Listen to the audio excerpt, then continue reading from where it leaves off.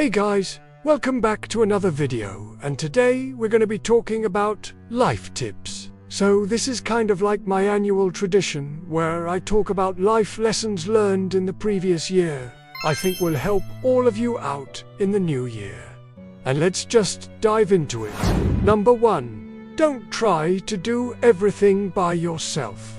This one was actually pretty hard for me, because I always liked doing everything by myself. Like I could do my own homework and I would tell myself, oh, it's fine if I don't get it right, because it's okay if I get it wrong. I can just ask someone else for the answers later. And then when I got to college, I realized that didn't work anymore. So many concepts that we learn in school are applicable to real life. It took me a while to realize that it's okay to ask for help. And honestly, sometimes asking for help makes you seem more confident, instead of pretending that you know what you're doing when you don't. Number 2, if you're not enjoying your food, change your recipe. I used to really hate cooking. I really just hated it. And I didn't know anything about cooking either.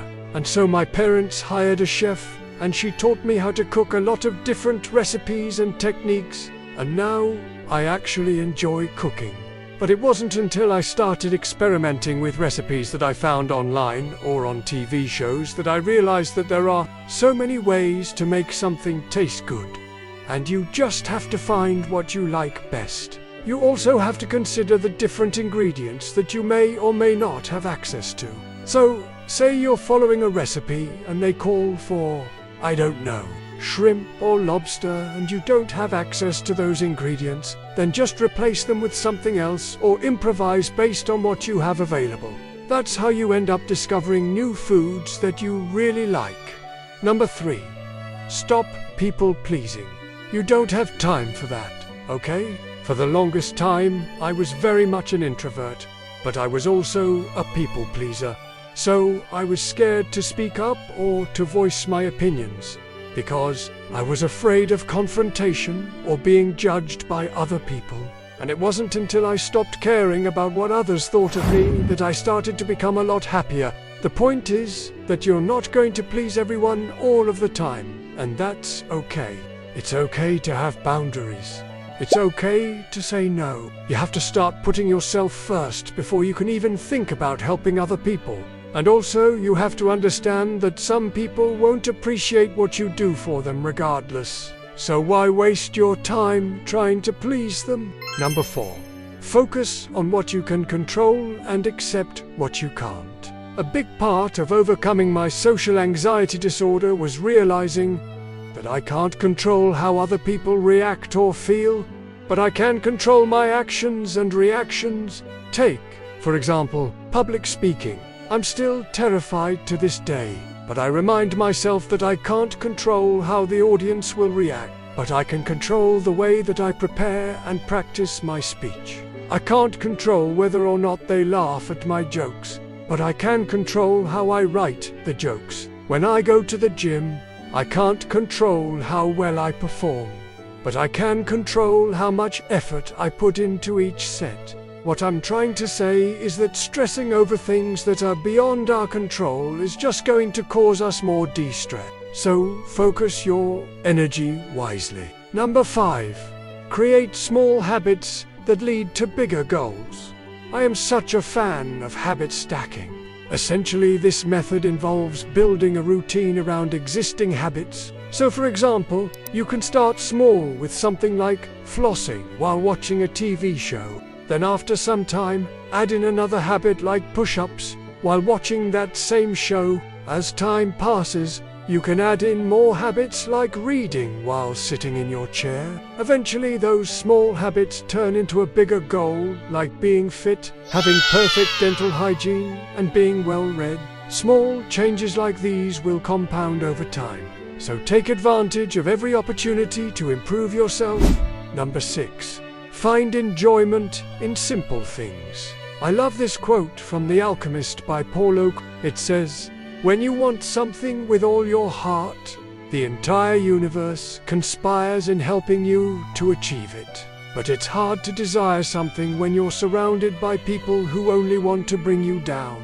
One thing I really struggled with was appreciating the little things in life. I was always looking ahead to the next milestone.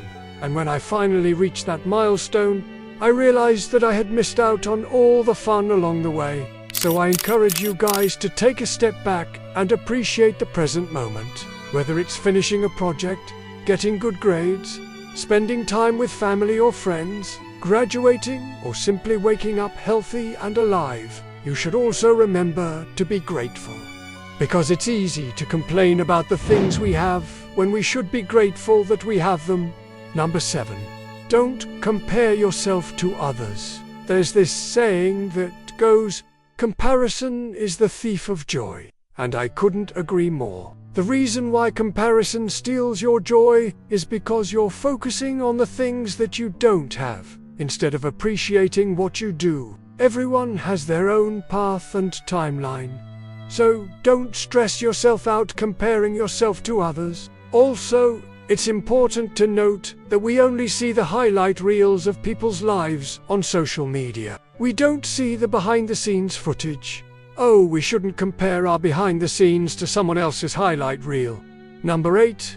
Don't think too far ahead. One of the biggest mistakes that I made was worrying too much about the future, which is something that I still struggle with to this day. So I'm not telling you to stop planning for the future, because that's definitely important. But don't let it consume you. Sometimes it's okay to be spontaneous. It's okay to live in the moment. Let's say you're in college and you're already thinking about what you're going to do after graduation. Well, you can't possibly know what you want to do for the rest of your life. No one does. And the truth is that most people will change careers several times throughout their lifetime. My point is that it's okay to explore different options and just go with the flow. You'll figure it out. Number 9. Find motivation from within.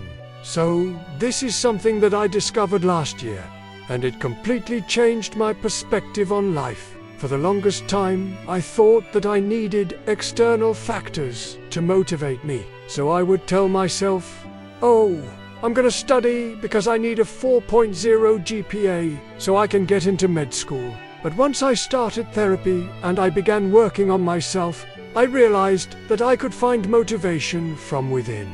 I realized that I wanted to get a 4.0 GPA because I wanted to challenge myself. I wanted to prove to myself that I can do it. So now I study for the sake of learning, and not just for a grade. And I'm not saying that grades aren't important, because they definitely are. But your motivation should come from a deeper place than just grades or money or what other people think. You should have intrinsic motivation. And number 10, embrace imperfections. In a world where we're constantly striving for perfection, it's important to remember that perfection is often the enemy of progress. So you might be wondering, how does one embrace imperfections? Well, first you have to recognize that no one is perfect, including myself. Second, you have to realize that making mistakes is okay and it's inevitable. Mistakes are opportunities to learn and grow. Third, you have to try to detach yourself from your mistakes. Own up to your mistakes. Apologize when you need to, but then move on. Holding on to your mistakes will only hinder your progress. And finally, surround yourself with people who embrace, people who support you, encourage you, and help you grow. Okay, so that wraps up this video. Thank you guys for watching, and if you enjoyed it, please give it a thumbs up. Subscribe if you haven't already, and I'll see you guys next time. Bye!